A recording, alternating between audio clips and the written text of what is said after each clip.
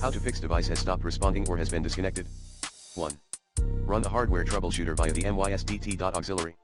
Diagnostic device command. 2.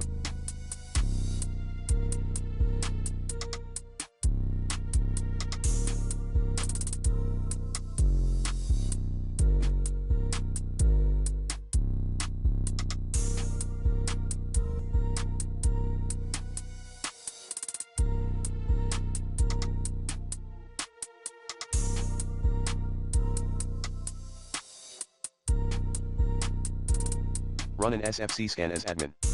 3.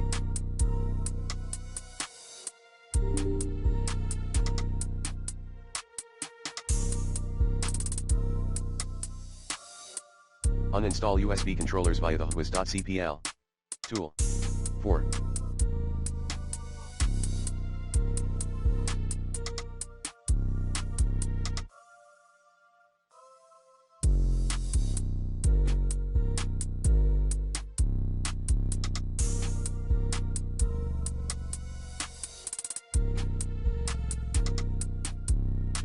Update device drivers via Windows Update.